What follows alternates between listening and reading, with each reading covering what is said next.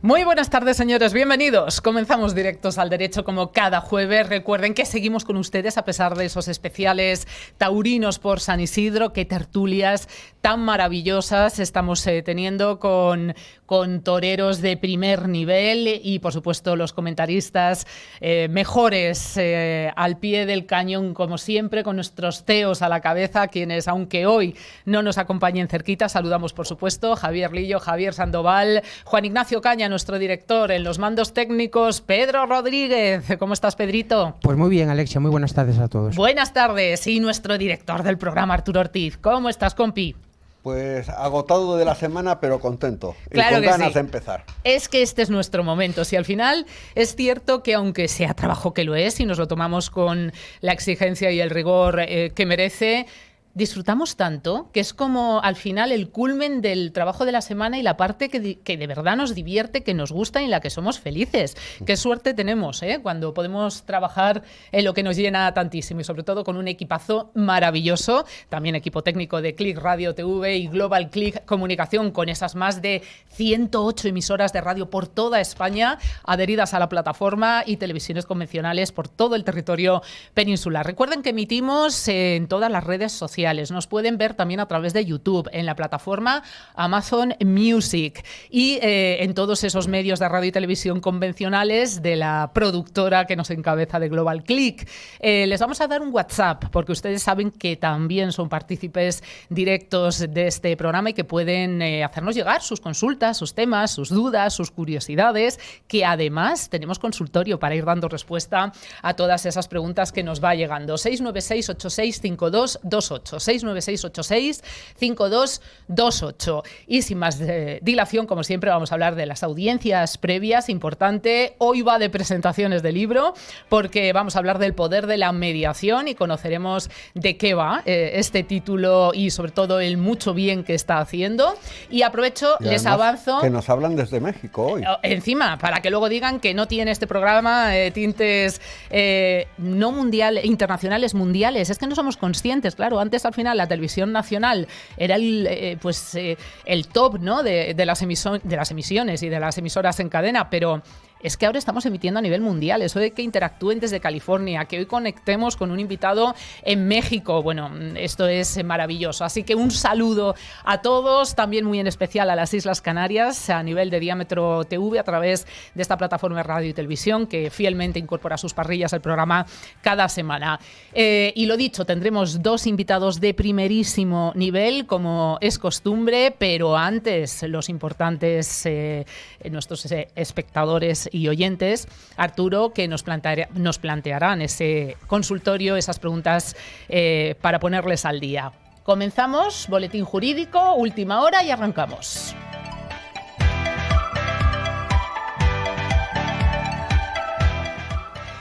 Pues venga, nos vamos en materia de legislación, que en este caso sí tenemos algo que reseñar. Sí, pero lo abreviamos, porque vaya nombrecitos se están poniendo a las leyes. Es el Real Decreto 4/2023, que lo que habla es de las medidas para la sequía, el tema del Interrail gratis para todo el mundo, viajes para todo el mundo. Estamos en campaña, Arturo. ¿Qué más cosas? El de regular el tiempo de trabajo cuando hay altas temperaturas al aire libre y todo esto mezclado con la guerra de Ucrania.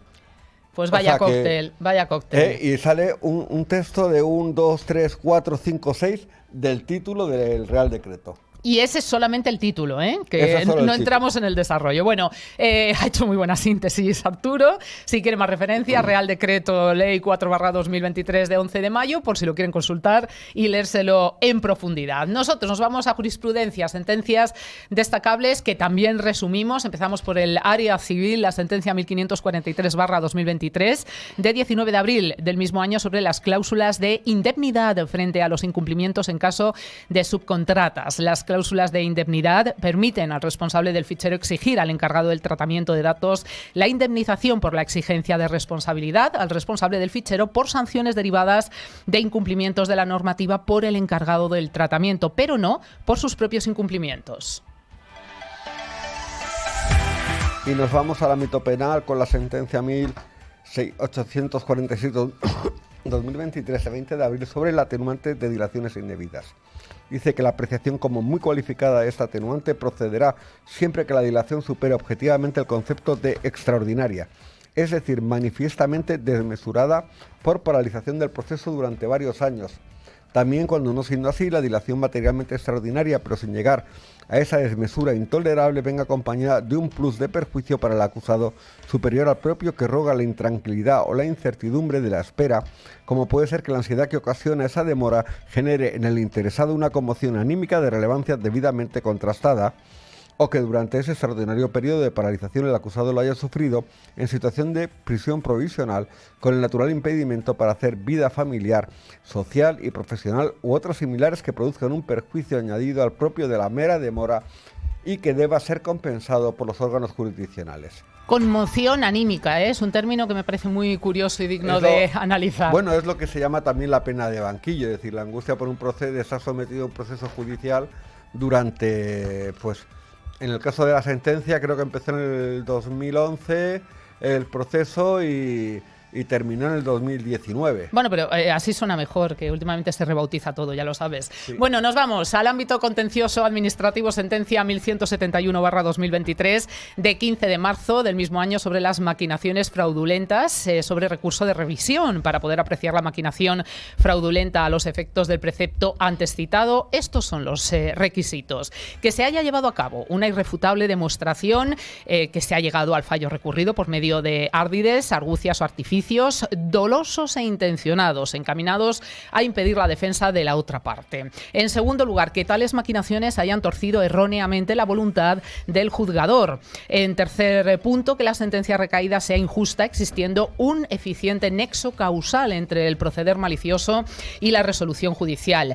Que no es factible identificar, dice en su cuarto apartado, sin más, la maquinación con un vicio de procedimiento, por grave que aparezca, o con el simple quebrantamiento de las formas de juicio, siquiera sean las esenciales, y cuya omisión provoque la indefensión, para las cuales no existe este medio impugnatorio rigurosamente extraordinario, sino el régimen de los recursos ordinarios y demás vías impugnatorias, si todavía son factibles.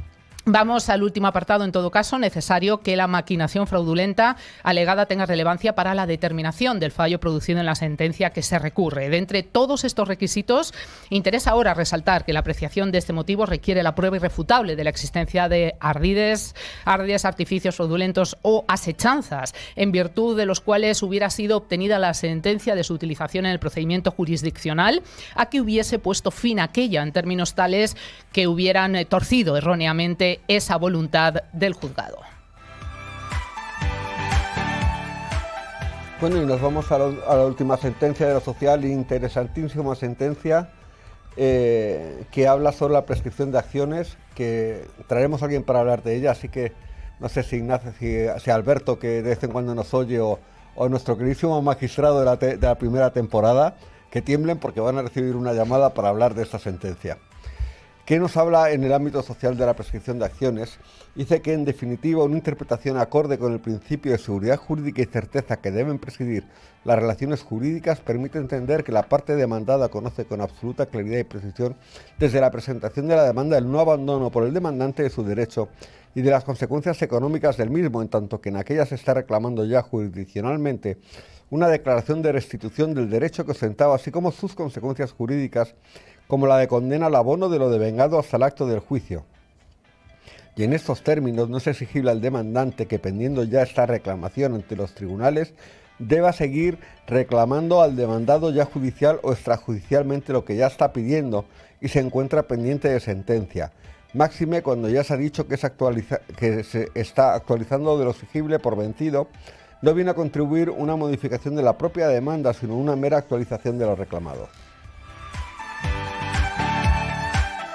Con esto cerramos nuestro boletín informativo. Les derivamos a nuestro blog de AJM Abogados, donde lo tienen ampliamente y en su formato escrito para que puedan consultarlo, y además disponible toda la semana también para esas universidades, estudiantes. Mi micrófono se sí, mueve. Te lo vamos a anclar, que estás avisado, y estoy por o esposarte las manos a la silla o clavarte el micrófono a la mesa. Vamos a ir pensando soluciones.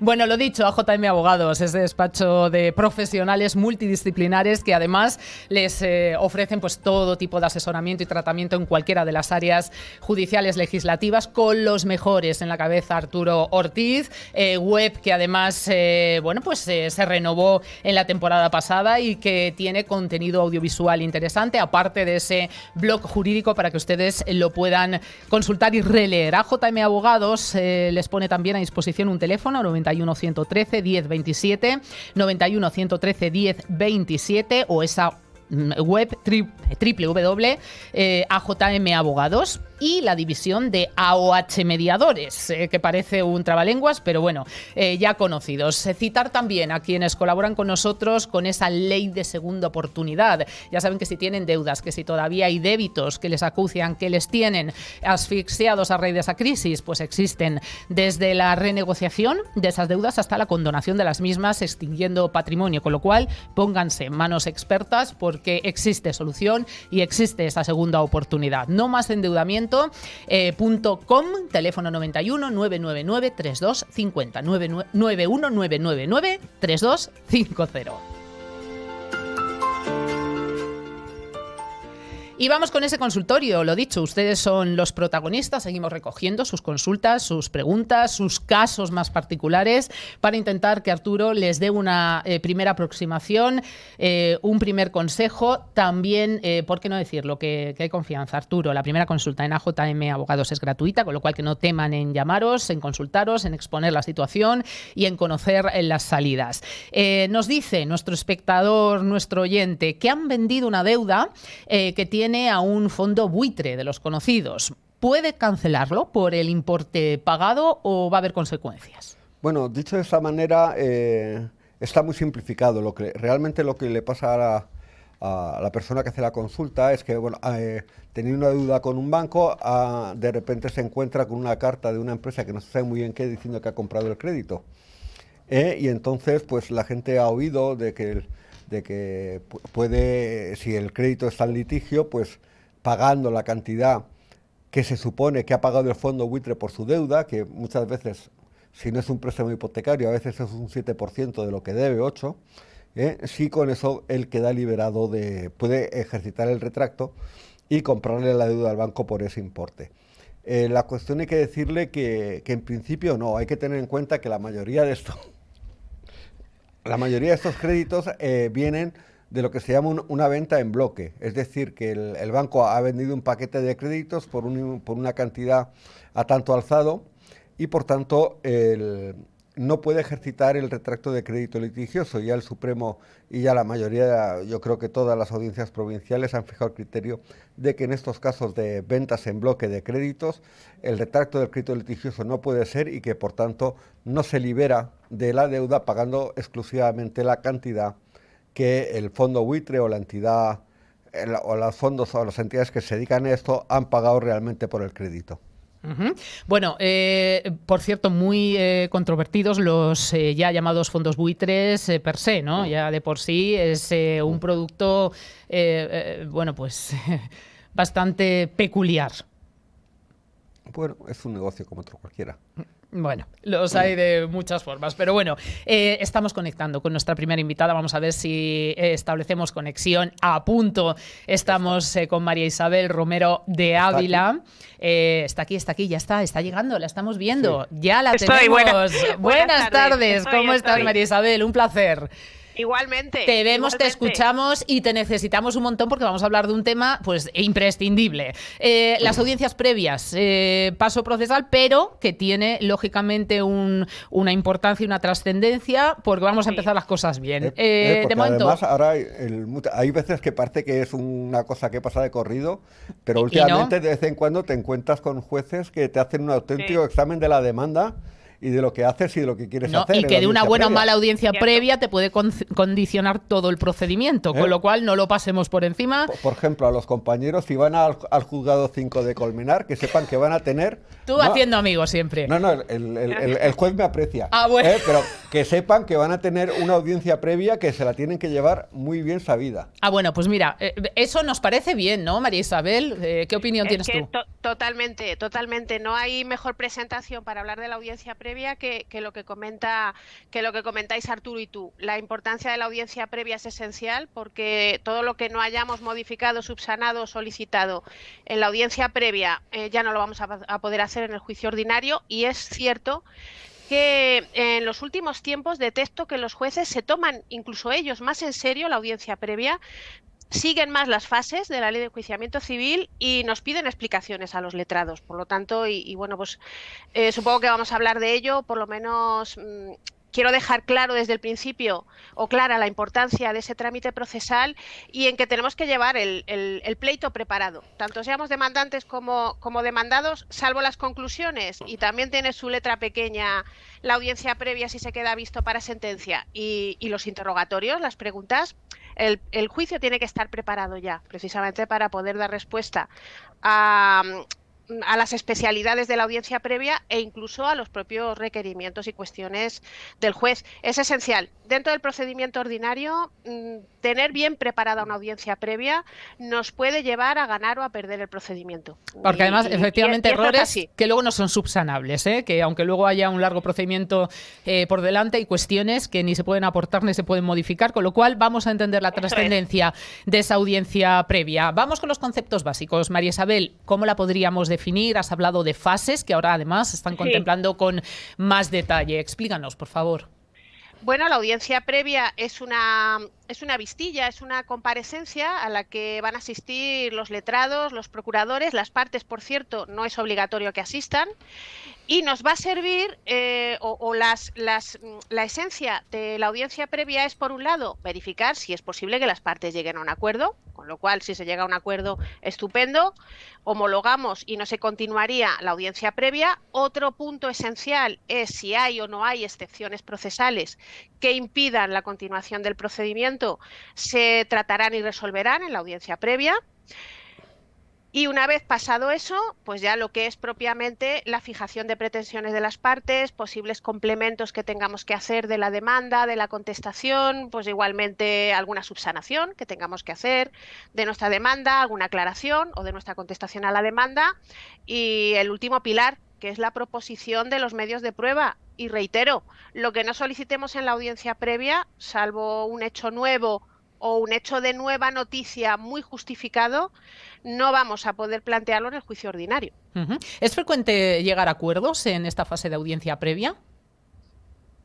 No es descartable, no es descartable. Sí que hay veces que los letrados hablamos y podemos consensuar algún tipo de acuerdo, o incluso el juez nos invita con más fuerza, con más intención en esa fase inicial, en ese turno inicial que tiene el juez de preguntarnos a las partes si subsisten los términos del litigio. Sí es habitual. No es descartable, no. Y dentro de esa propuesta de prueba, ¿qué se contempla, María Isabel? ¿Qué se puede solicitar en esa audiencia?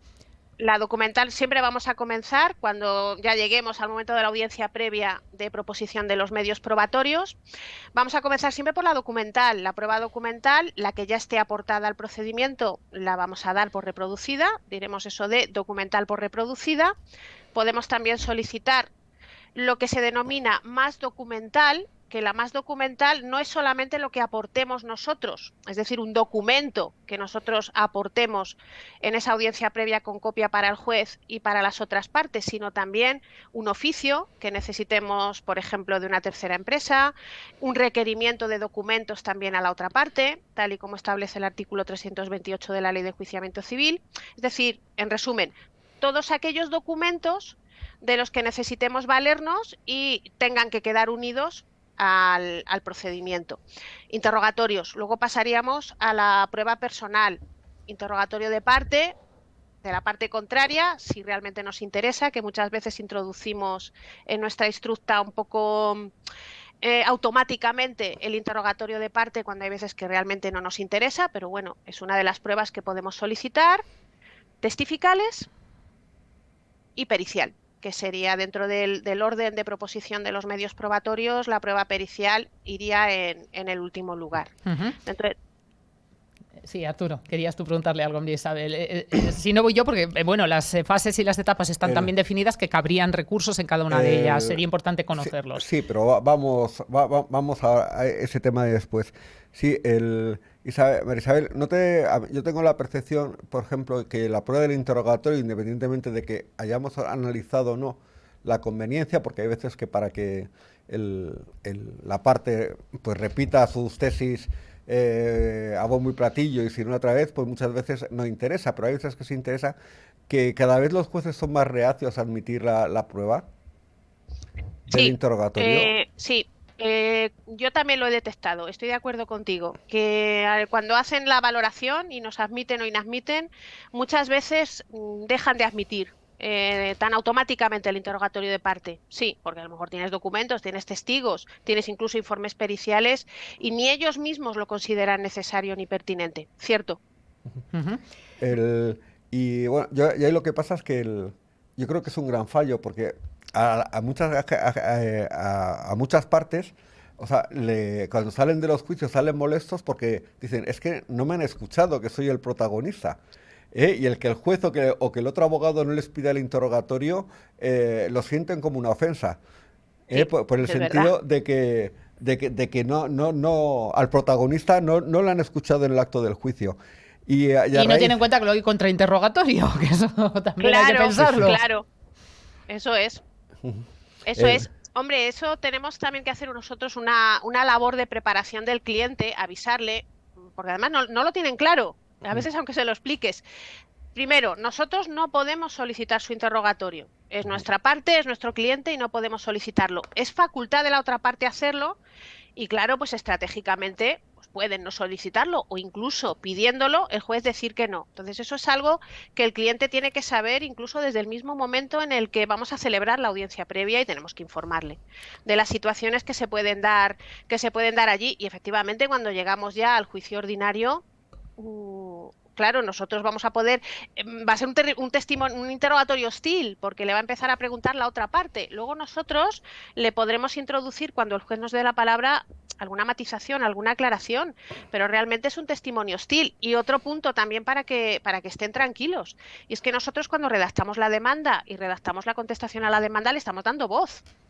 Es decir, que lo que ellos puedan decir supuestamente tenemos que haberlo dejado ya escrito, pero creo que es conveniente que el cliente lo sepa, porque no les queda claro, no. Y les descuadra mucho no hablar en el juicio a muchas personas. Ya a los otros les suele alegrar de que el otro se haya enfadado porque no ha podido hablar en el juicio. O sea, claro, y hay veces que solicitamos el interrogatorio de parte y cuando llega a la vista del juicio ordinario y el juez dice que se ponga de pie fulanito, decimos, señoría, renunciamos al interrogatorio de parte, con lo cual esa persona se tiene que volver a sentar. Que eso también lo utilizamos muchas veces como estrategia, a pesar de haberlo solicitado y haber sido admitido en la audiencia previa. Para que sufra un poco. Vamos a hablar de esos recursos. Eso es estrategia. Vamos a hablar de los recursos. Recursos, porque además los tenemos que plantear en cada una de esas fases o cabría plantearlos. Es la pregunta previa, María Isabel. Plantearse. Y sobre todo, María Isabel, a ver cómo lo pregunto, ¿cómo saltar ese típico de cuando el juez dice lo inadmito? Artículo 24 de la Constitución, ¿se puede ir más allá porque nos causa indefensión? ¿Qué otros argumentos se pueden utilizar en el recurso? Aparte de cuando estamos sorprendidos, decir indefensión por el artículo 24. Ahí mal, claro, sí. No sé, si nos sorprende el juez inadmitiéndonos en alguna de las fases y le decimos, señoría, en virtud del artículo 24 de la Constitución se nos genera indefensión, pues el juez va a entender que estamos pretendidamente interponiendo un recurso de reposición oral de forma incorrecta y nos lo va a inadmitir. Nos lo va a inadmitir, con lo cual va a quedar como una, si se me permite la expresión coloquial, como una pataleta. Lo que tenemos que hacer es el recurso de reposición oral, que tiene unos requisitos que son los mismos requisitos que aparecen para el recurso de reposición escrito en el 451 de la LEC. Hilando la respuesta, Arturo, la respuesta a las dos cuestiones que me habéis planteado, si nos inadmiten la fase inicial de la audiencia previa, por ejemplo, si se nos rechaza una excepción procesal, podríamos introducir un recurso de reposición oral. Si planteamos en la siguiente fase una alegación complementaria, un complemento de la demanda o de la contestación, cabría también el recurso de reposición oral. Y luego el que creo que es más conocido por los compañeros, que es el recurso de reposición oral ante la admisión de un medio de prueba o incluso la admisión de un medio de prueba de la otra parte, que le ha sido admitido a la otra parte y consideramos que no era debida esa admisión, que es el recurso de reposición oral específico que está en el 285.2 de la LEC. ¿Cómo interponerlo? Pues tenemos que citar el artículo o artículos procesales, no sustantivos ni el 24 de la Constitución solamente, que consideramos que el juez no está aplicando correctamente. Es decir, pues si se nos ha inadmitido una alegación complementaria, pues señoría, interponemos recurso de reposición oral por entender que, con todo respeto, no se está aplicando correctamente el artículo 426 de la LEC, que es el que regula la alegación complementaria, en relación con el 24 de la Constitución, y le damos una pequeña explicación, unas pequeñas alegaciones. En la prueba exactamente lo mismo. De hecho, cuando tengamos que interponer un recurso de reposición oral frente a la inadmisión de un medio de prueba o la admisión de la prueba del contrario, vamos a poder recurrir como artículo infringido al artículo o artículos en los que nos hemos basado precisamente para solicitar ese medio de prueba concreto. Y esto nos lleva a la instructa. Si nosotros hacemos una buena instructa y al lado del interrogatorio de parte ponemos artículo 301 de la LEC, requerimiento de documentación a la parte contraria, artículo 328 de la LEC. Si el juez nos inadmite ese requerimiento, pues señoría, interpongo recurso de reposición por infracción o indebida aplicación del artículo 328 de la LEC. Es decir, que de cara a nuestra actuación en sala y a nuestra respuesta ante la resolución oral del juez, si tenemos bien preparada la instructa, no tendríamos por qué dudar sobre qué artículo citar como infringido, siempre en relación con el 24 de la Constitución, pero no solo el 24 de la Constitución. Bueno, luego sus señorías tienen otra coletilla. No, porque la considero inútil, pero tampoco Sí. te dicen por qué es inútil e impertinente, no, porque lo considero... Claro, y no te lo explican. No te lo razonan porque es mi criterio. Sí, sí. Porque es mi criterio. Entonces, bueno, hombre, a veces los recursos de reposición, sobre todo los de la prueba, nos sirven para explicarle al juez y aclararle el por qué solicitamos el medio de prueba. Porque es tan rápida, claro, la audiencia previa es rápida. Y, pues, señoría, documental por reproducida, más documental, requerimiento de documentación, tal y tal cosa, interrogatorio de parte y testifical. Y el juez dice, requerimiento de documentación. Nada. No lo considero pertinente, fuera. Entonces tú por vía de recurso sí le puedes explicar al juez, señoría, es que necesitamos esa documentación porque dice la contraparte en su contestación que tal cosa, entonces claro, pues lo necesitamos precisamente para cumplir con nuestra carga de la prueba, por ejemplo. A veces sirve. Al final No es el solamente- enfoque del que va a ser el juicio ordinario. Bien enfocado Totalmente. luego es muy fácil y al revés, pues darle la vuelta muy Pero complicado. hay que acordarse de la subsidiaria protesta, porque si no en segunda instancia te vas a Eso. quedar fuera de juego. Eso. El- Eso es. Un día disfrutamos muchísimo, María Isabel, porque nos adentramos en esa fase, sobre todo de interrogatorio, contrainterrogatorio, protestas, Sí. que es apasionante, claro, pero es una cuestión clave de cara a ese enfoque. No sé si querías tú plantear algo, porque al final esta es la manera de llevarlo, pero muchas veces esta audiencia previa, pues lógicamente, bueno, pues no se ejecuta como debiere y hay errores muy comunes que nos gustaría conocer para intentar prevenir y subsanar, María Isabel. Pues precisamente el primero es la falta de reacción ante los recursos. O bien no reaccionar, es decir, el juez nos inadmite un medio de prueba, nos quedamos un poco traspuestos y no nos damos cuenta de que tenemos que recurrir y los jueces normalmente no nos preguntan si vamos a recurrir, con lo cual nos pasa la posibilidad de recurrir.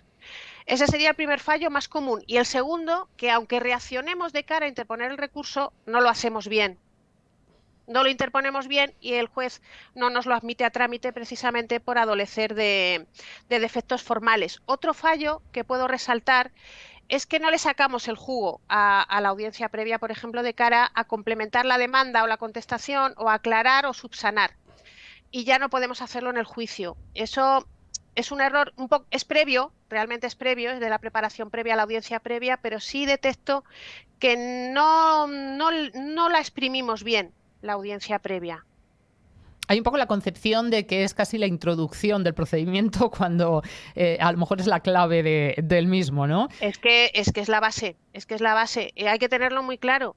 Hay que tenerlo muy claro, sobre todo la prueba. Hombre, y no Tenía obstante que los haber recursos solicitado. de reposición orales, claro, son mucho más complicados que los que puedes preparar y que puedes plantear por escrito, con lo cual también Sí. la reacción y las cuestiones de forma ahí son más susceptibles, Y ¿no? de también- incurrir en errores. También yo creo que de cara al juez, es decir, el que tú presentes un testigo o cualquier otra prueba que te lo inadmita y que no recurras, entonces yo soy juez, digo, ¿qué quiere?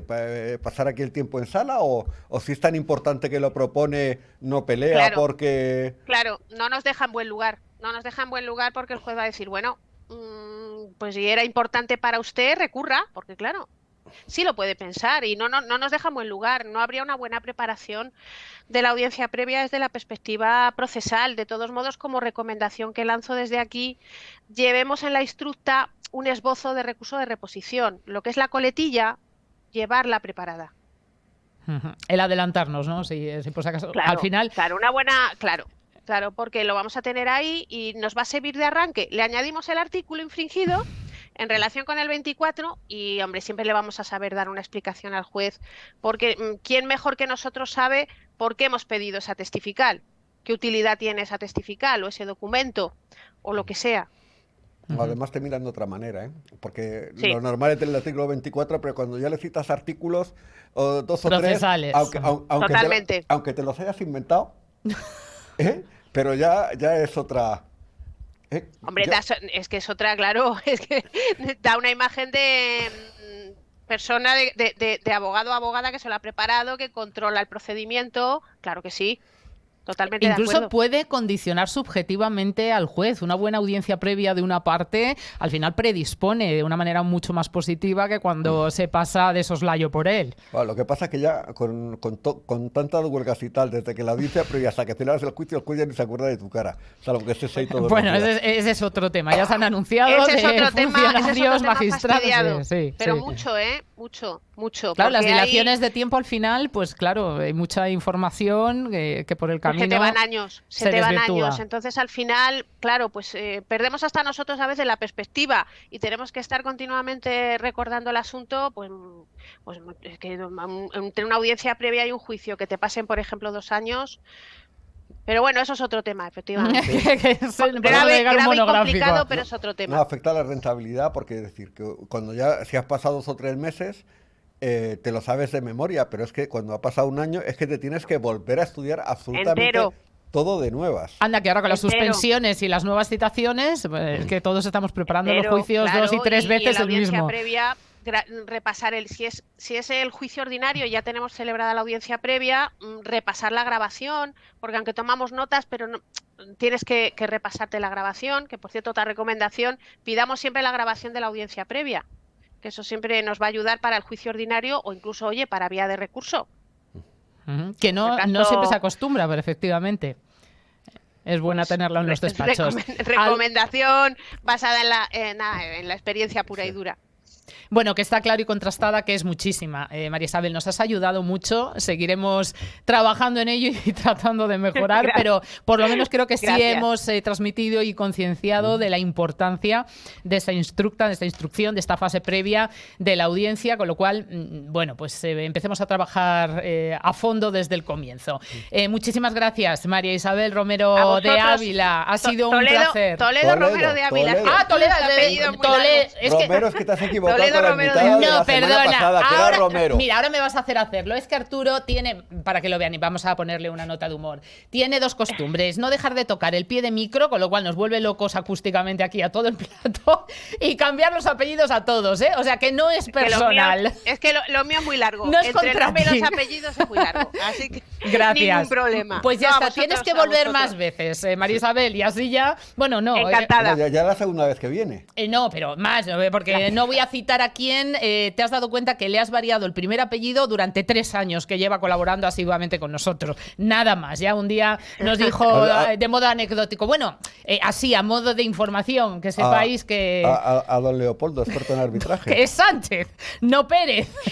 Bueno, pues nada, solo 3 años. María Isabel, gracias. Un placer. vosotros. Venga, Mil Hasta muy gracias. pronto. De nada, A a ti. ti. Adiós. Bueno, adiós. pues señores, continuamos. Recuerden esa ley de segunda oportunidad que les da opción de empezar tarde cero con los profesionales que les van a llevar por esa buena senda. nomasendeudamiento.com 919993250 para cualquier cuestión jurídica. JM Abogados, sus abogados en Madrid, para sea cual sea el tema, en cualquier área disciplinar jurídica, ellos lo van a afrontar. Bueno, y ahora nos vamos a un tema interesantísimo, porque decía yo que iba a la tarde de presentaciones del libro, porque aquí vamos a hacer una, que sepan que a continuación les daremos cuenta, me voy a la presentación del libro del general Coloma, que es magistral, y tendremos que también contarles aquí, pero de momento nos vamos a quedar con el poder de la mediación. Ese es el título del libro de Francisco Gorjón. No sé si lo pronunció correctamente. Francisco, buenas tardes. Sí, muy buenas tardes, ¿cómo están? Qué gusto saludarlos, Arturo, ¿cómo están? Bueno, y no se te nota nada, yo me permito el tuteo, porque espero además que también te incorpores a la familia de Directos al Derecho y sean muchas veces las que nos vayamos hasta México para charlar con el presidente de la Asociación Internacional de Doctores en MASC, nada más y nada menos, presidente de la Asociación Internacional de Doctores en MASC, recientemente rebautizados como tal. Bueno, él ha escrito un libro interesantísimo, El poder de la mediación. Bueno, allí en México, ¿qué se conoce como la cuarta de forro, la contraportada, que sería un buen resumen introductorio de lo que vamos a exponer? Pero ¿quién mejor que tú, Francisco, para hacer ese preámbulo? Muchas gracias. Pues mira, la idea de haber escrito este libro tiene la intención de decirle a la ciudadanía, a las personas, por qué vale la pena mediar. ¿Qué es lo que pueden obtener con la mediación cuando resuelven un conflicto? Y obviamente con el sentido de querer mejorar su vida, de recuperar su calidad de vida. Es cierto que los conflictos son complejos, pero la mayoría de ellos son mediables. Y una vez que tú logras resolver un conflicto por esta vía, te empoderas. Ese ha sido uno de los discursos más añejos que hemos tenido todos los que promovemos la mediación, pero la idea de hablar del empoderamiento de una persona una vez que resuelve su problema es porque está logrando generar un bienestar, es porque está recuperando su felicidad, pero principalmente su calidad de vida. Esa es la intención de la obra. Hombre, al final es que los más que es lo que promueven, ¿no? Los acuerdos y, por tanto, la resolución positiva para ambas partes de cualquiera de los conflictos. ¿Cómo están posicionados los más en tu país, Francisco? Porque aquí en España debatimos mucho acerca del mucho bagaje que nos llevan por delante otras naciones en cuanto a la concepción de los más, su importancia, la conveniencia y el bien que se está haciendo. Son muy utilizados. Yo creo que aquí también en España se han dado pasos importantes, sobre todo en el último año, incluso ya con imperativos legislativos un poco cuestionables, ya lo sé que tiene sus reticencias Arturo, pero bueno, por lo menos se habla de ellos y se tienen en cuenta. ¿En México ya existe esa tradición de acudir a los MASC antes de las vías judiciales? Sí, fíjate que la mediación en sede judicial, llamémosla así, ha sido o ha estado ya consolidada en la última década. Se implementó desde nuestra Constitución como un derecho humano la posibilidad de resolver los conflictos de las personas a través de estos métodos de solución de conflictos, como lo venimos llamando todos, Max, métodos adecuados de solución de conflictos, también así se han venido denominando. México, como un país federalista, tiene 32 estados, y en cada uno de estos estados existen ya leyes específicas que están impulsando el uso y la aplicación de estos métodos, y hay una gran apertura a la mediación privada. Entonces, y bueno, algo también relevante en las universidades, por ejemplo, en la que yo formo parte, la Universidad Autónoma de Nuevo León, tenemos ya programas específicos educativos transversales para para todas las profesiones, para poder enseñar a las personas a mediar. Una persona que sabe mediar se convierte y se transforma también en un agente de paz. Eso es algo importante, porque ese es el cambio, ¿no? Es parte de lo que yo mencionaba en el libro del poder de la paz, de la mediación. ¿Cómo podemos nosotros los ciudadanos ayudar a abatir toda esa violencia estructural a través de la paz estructural? Pero ¿cómo? mediando, resolviendo nuestros conflictos. Cambiar el litigio por un acercamiento, bienestar. claro que sí. Bueno, no sé si lo sabes, Francisco, aquí en España vamos en el ámbito judicial de huelga en huelga, venimos de huelga de los secretarios judiciales, empezamos con la de funcionarios, magistrados. Claro, hay muchos despachos, esto lo hemos hablado, sobre todo medianos, que están viendo un futuro muy cuestionable en la vía tradicional jurídica, ¿no? También incluso esos MASC pueden dar salida a esta situación de parón que luego va a conllevar un colapso aún mayor del que padecemos, ¿no? en los procedimientos. Sí, definitivamente. Yo creo que es una opción real, puesto que hay intereses que pueden tener incidencia para poder lograr ese acuerdo. Acá en México, la mediación, o también denominada conciliación laboral, es una etapa obligatoria ante este tipo de conflictos. Lo mismo sucede en el tema de la mediación penal, es también obligatoria, ¿no? Y bueno, creo que parte del aceptar estas dinámicas de gestión y transformación de conflictos, pues también se potenciaron ahora con el tema del COVID, con el gran confinamiento, ¿no? Sabemos de una u otra manera que colapsó nuestro sistema de bienestar en todas sus dimensiones, ¿no? Y en el punto de impartición y procuración de justicia no se diga ante el cierre de los juzgados, ¿no? Pero entonces esta es una área de oportunidad importante para potenciar la mediación. Sabemos que el 95% de los asuntos, de los conflictos, no se atienden. Por lo menos en México y en América Latina, la cifra negra es del 93.7. Entonces, y ese 93.7 son casos que no se atienden por nadie, no se resuelven y están latentes. Y la mediación es una oportunidad. Y se especula que en materia civil es 2 puntos más. Entonces, habrá que preguntar, ¿cómo está España también con su cifra negra? Pues contesta Arturo, y de hecho yo te iba a preguntar también, Francisco, ¿en qué áreas de alguna manera se había instaurado más en tu país los MAS? Que aquí, bueno, pues son más frecuentes pues en el área mercantil, en el ámbito familiar, por evitar también pues ese daño colateral sentimental cuando lo que se enfrentan son lazos sanguíneos. Pero si os parece, yo creo que hay un preámbulo y me vas a permitir que por unos instantes haga mías unas palabras tuyas, porque me han encantado y yo no las podría reproducir mejor, de ese cuarta de forro que llamáis vosotros, del poder de la mediación, porque efectivamente él habla, y voy solo a leer un párrafo, el poder de la mediación que identifican en más de 40 facetas de la vida cotidiana de la sociedad, entre las que se puede señalar el progreso, la alteralidad, el éxito, la dignidad, el diálogo, el honor, la libertad, la osadía, el júbilo, orden social, al amor, solo por mencionar algunas. Aquí ya estamos hablando de hacer intrínsecos valores éticos, morales. Yo creo que es un calado mucho más profundo, ¿no, Francisco? Que agilizar periodos de tiempo, economizar, que también, pero hay un fondo mucho más importante. Sí, definitivamente. El hecho de pensar, a veces es muy difícil en el mundo de la abogacía hablar del impacto que tiene la mediación cuando pensamos en la felicidad de las personas. Pensamos en recuperar su status quo, aumentar su calidad de vida. Y a veces hablar de estos temas de bienestar, de amor, de felicidad, de perdón, es muy complejo para quienes administramos o participamos en el proceso de administración y procuración de justicia. ¿Por qué? Porque tradicionalmente el conflicto se resuelve en relación al incumplimiento de la norma. Claro, ya asociamos los conceptos contrarios, ¿no? Lucha, rivalidad, litigio. Sí, exactamente. Claro, es darle la vuelta a esa concepción. Pero resulta que el conflicto no se resuelve porque se observa desde la norma. Claro. No se observa desde la humanidad, el bienestar de las personas. Claro. Desde tu felicidad.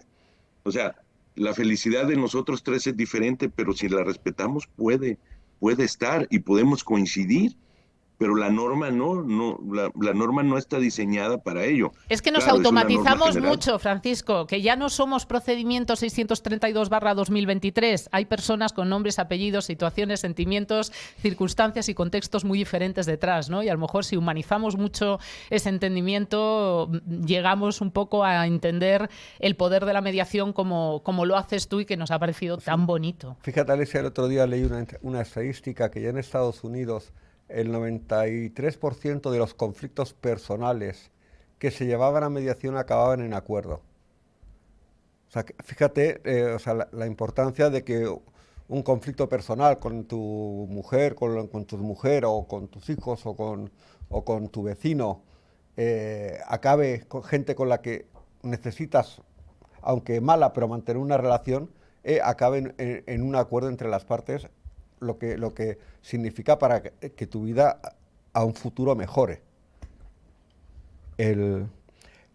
Francisco, yo quería preguntarte, Sí. aparte, aquí hablas que el libro lo diriges a mediadores también y a profesionales. Quizás estamos muy acostumbrados a ver libros pues queriendo explicar el procedimiento de mediación, que cómo te va a cambiar la vida, de cara a terceros para que acudan al procedimiento de mediación. Pero aquí también lo diriges a mediadores y a profesionales. ¿Qué les aporta o qué les quieres contar a estos profesionales en este libro? Mira, el planteamiento es darles opciones de cómo debemos de promover la mediación en un contexto diferente.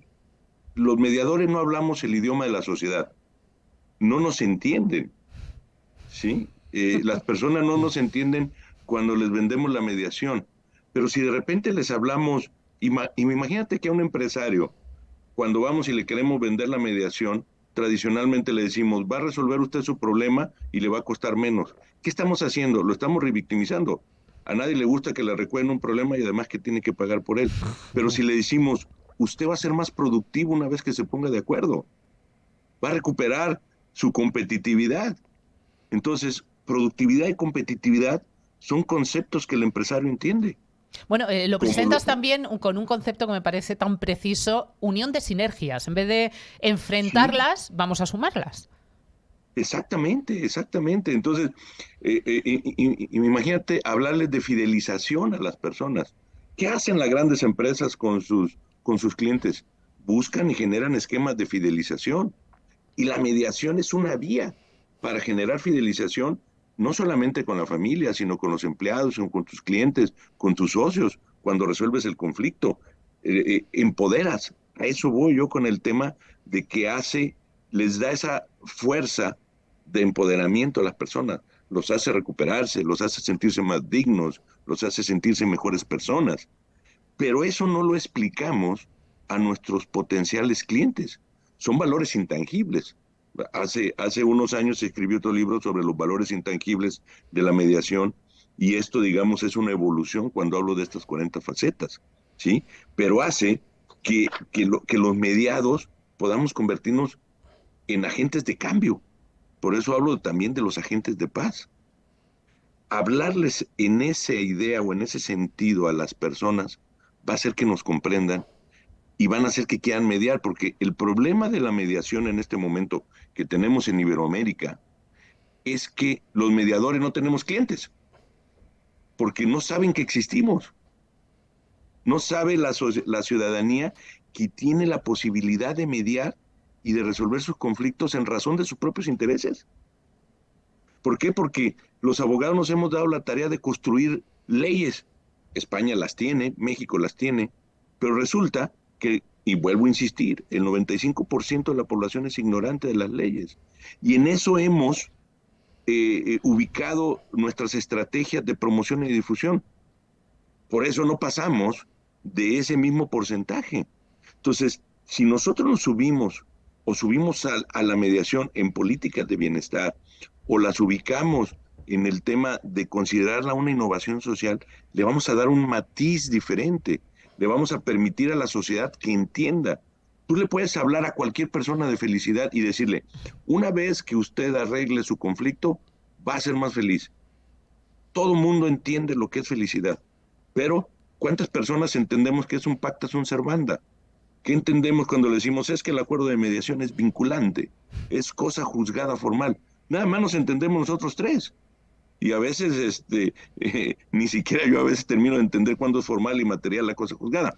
Pero entonces, si nosotros hablamos de otra manera, y cuando yo quiero reflejar el poder de la mediación es el poder transformativo, el poder que genera hacia las personas y de cómo reconstituirlas en relación a su perspectiva de vida. Y hablabas de productividad. Al final, Francisco, es la solución real a muchos conflictos. No olvidemos que en una vía judicial ordinaria podemos tener una sentencia favorable y luego muchos recursos, y sabemos de casos y expedientes que tenemos en los despachos con muchos años, antiquísimos, de una lucha eterna sobre problemas que jamás se terminan de solventar. Cuando lo que se fomenta es un acuerdo es cuando realmente podemos llegar a una solución que ponga fin a ese problema y encontremos esa paz, ¿no? Tú hablas de felicidad, al final es paz, descanso. Sí, Francisco ha hablado así de pasada, una pregunta que bueno, a mí me da buen resultado cuando lo haces a los mediados. Es decir, oye, ¿cómo sería tu vida si ahora mismo desapareciera todo este conflicto que tienes? Exactamente, estás dando en el clavo. Pues yo creo que fíjate qué triste habría personas que dejarían de tener su sentido en la vida porque han hecho de ese litigio y de ese conflicto casi su rutina, insisto, en ocasiones durante años, que a veces esto es incomprensible, ¿no? El desgaste también hay gente que produce. Que vive del conflicto, es decir, que su forma de vida es tener enganchada o dependiente a la otra persona para que siga de alguna manera vinculado dependiendo de ella. Uh-huh. Francisco, una cosa que te quería preguntar. Yo creo que no hemos sabido vender los mediadores a los abogados la bondad del procedimiento. A veces porque piensan que se les va, que van a perder. Piensan que es competencia, o en España lo percibimos así. Algunos juristas, sobre todo los más tradicionalistas, es cierto que lo ven casi como la competencia, ¿no? El rival, o eres mediador más o eres abogado en procedimientos judiciales ordinarios, ¿no? ¿Cómo le vendemos o si das alguna idea de cómo vender al abogado que el que él derive a su cliente a mediación o que lo tenga como una herramienta más? Que no es excluyente, no lo olvidemos. Que no es excluyente y que la puede utilizar. Fíjate que si yo quisiera retomar de las palabras de ustedes cuando hablamos de la competitividad, la mediación hace a un abogado o a una abogada más competitivo, porque ayudo a resolver el problema de una manera más rápida y de una forma exponencial, ¿sí? El tema. Es cierto que a veces los abogados estamos inmersos en prácticas, como tú ejemplificabas en este momento, de que los tenemos cautivos o de que o que los juicios se alargan y que duran, no sé, un promedio. Fíjate, un abogado le dedica en promedio horas a un asunto 1,500 horas. A una mediación le dedica 20 horas, ¿sí? Y obviamente el cobro a lo mejor no es lo mismo que hubiera ganado por las 1,500 horas, pero es un cobro que resulta inmediato, ¿sí?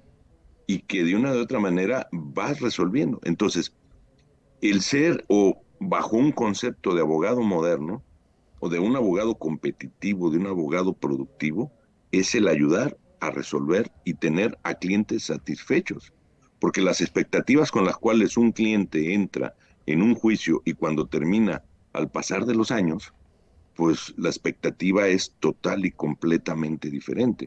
Es más, y todavía lo puedo ejemplificar de mayor manera en el tema familiar.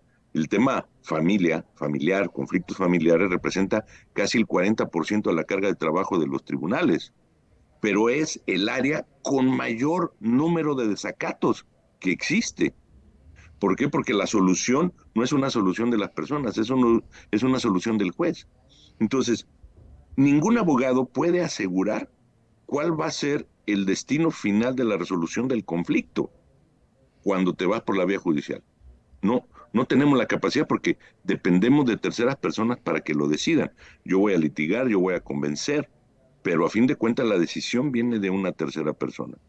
En cambio, una de las estrategias es que la solución en mediación es la solución de las personas y es la satisfacción de las personas, claro, cuando la mediación está bien hecha. Pues Francisco Gorjón, nos tenemos que despedir por hoy. Ha sido de verdad un honor y nos gustaría poder tener otra ocasión de contar contigo, de seguir hablando. Nosotros nos comprometemos a seguir esa labor que ya iniciamos hace 3 años desde este programa y somos muy pro Musk, con lo cual seguiremos intentando concienciar de las bondades de estos métodos alternativos. De hecho, llevamos 3 años con una sección fija prácticamente. Absolutamente. 1/3 del programa está dedicado a ello, casi desde el comienzo, que ahora todavía se familiariza un poco más. Pero cuando iniciamos este programa, Francisco, era como, ni siquiera se denominaban así, como, bueno, a ver estos alternativos del derecho, ¿de qué me están hablando, no? Bueno, yo creo que ahora por lo menos sí es cierto que saben a lo que nos referimos. Un saludo muy, muy cariñoso a ese maravilloso país. Somos hermanos.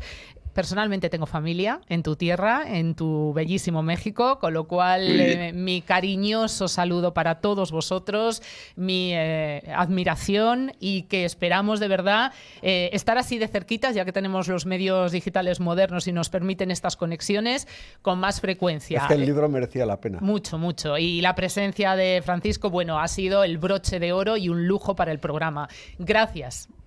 Muchísimas gracias a ustedes, la verdad es que me siento muy honrado y estoy a sus órdenes, como decimos aquí en México, para ustedes y para toda tu audiencia, y sigamos trabajando pro mediación y pro paz. Nosotros a la tuya, siempre y a vuestra disposición. Gracias, Francisco, hasta pronto. Hasta luego, les mando un fuerte abrazo. Otro para vosotros, un fuerte abrazo para todos. Señores, nos tenemos que despedir, lo dicho, ya saben que volvemos el próximo jueves, emisión en directo, redifusión fin de semana, en medios digitales durante toda la semana y que estamos en contacto. No como siempre. Bueno, depende del día de las tertulias, van actualizando este mes, que ya saben que por San Isidro, nuestra festividad, pues la parrilla ha sufrido ciertas modificaciones.